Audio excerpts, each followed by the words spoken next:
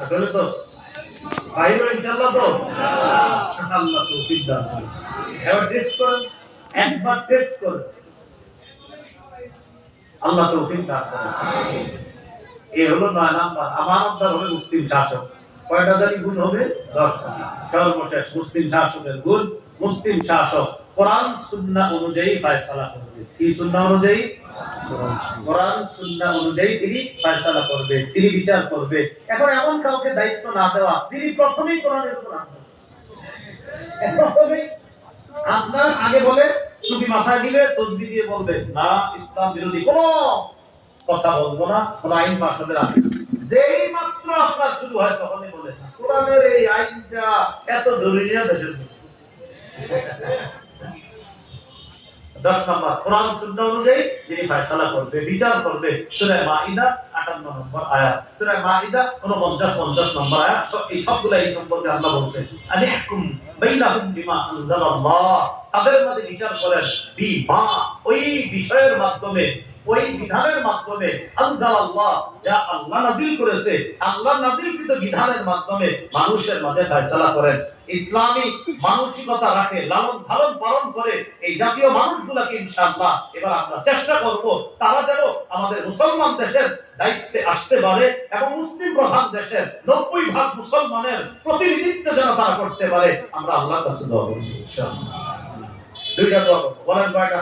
দুইটা। এক নাম্বার বলেন আল্লাহ কিয়ামতের আগে, কিয়ামতের আগে আমাদের দেশে আর কোন নারী শাসক চাই না, নারী শাসক চাই না।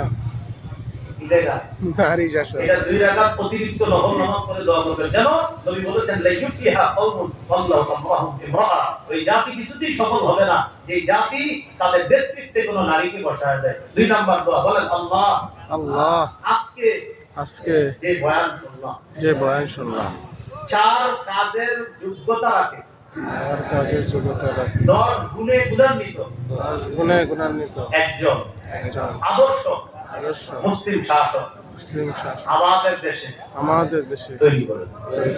দোয়া করা যাবে ইনশাআল্লাহ। ডেইলি 2 রাকাত নফল নামাজ পড়া, একটা হলো ওই দোয়া, আর 2 রাকাত করে করবেন এই দোয়া। আল্লাহ তৌফিক দান করুন। আমিন। যে কথাগুলো শুনলাম বললাম, আল্লাহ আমাদের এই দেশে যেন ইসলামী শাসন ব্যবস্থা চালু করে দেন। আমরা দোয়া করব ইসলামের জন্য যারা এখন ঐক্যবদ্ধ হয়ে কাজ করার চেষ্টা করছে তারা যেন কাজগুলো করতে পারে। আমরা সবাই দোয়া করব আপাতত অনৈক্যের কোনো কথা আমরা উঠে আনবো না, বরং ইসলামী মানসিকতা যারা চেষ্টা করতেছে একসাথে এই দেশে কিছু একটা করার জন্য আমরা তাদেরকে শুধু সহযোগিতা করব। বলেন ইনশাআল্লাহ। আল্লাহ তৌফিক দান করেন। আমিন।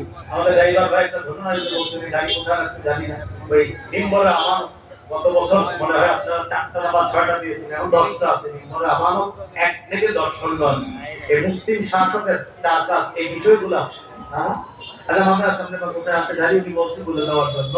বিশেষ করে রাষ্ট্র পরিচালনা সম্পর্কেও কিছু ধারণা আপনি 3 নম্বর খণ্ডে আমানতের অংশগুলো আলোচনা পাবেন, 10 নম্বর খণ্ডে কিছু অংশ পাওয়া যাবে। 1 থেকে 10 খণ্ড বিভিন্ন বিষয়ে সাজানো, ওনার কাছ থেকে জিজ্ঞাসা করে খণ্ডগুলো নিতে পারবেন। কিন্তু আমানতের অংশটা আপনারা সংগ্রহ করার চেষ্টা করতে পারেন। 3 নম্বর খণ্ডে সম্ভবত হালাল হারামের আলোচনায় আমানতের আলোচনাটাও 3 নম্বর খণ্ডে। আমরা সবাই দোয়া করব বৃহত্তর স্বার্থে ইসলামী মন মানসিকতার যে যারা আছে এই দেশে তারা যেন ইনশাআল্লাহ আমাদের জন্য কিছু করতে পারে, আমরাও করতে পারি। আল্লাহ তৌফিক দান করুন। সর্বশেষ বলেন তো আমাদের জন্য আমানত কি? সঠিক লোক নির্বাচন করা, আর তার জন্য আমানত আমাদের হকগুলো আমাদের কাছে পৌঁছায় দেব। আব্দুল মাওলানা আব্দুল কুদ্দুস রব্বান আপনাদের পাশে ছিলেন। গত বছর এই মাহফিলে এসে এখানে দেখা হচ্ছিল, এইভাবে দেখা করছিল। তিনি এখন দুনিয়াতে নেই, তার জন্য দোয়া করবো আমরা, আল্লাহ যেন তার কবরটা জান্নাতের বাগান বানায়। আমিন।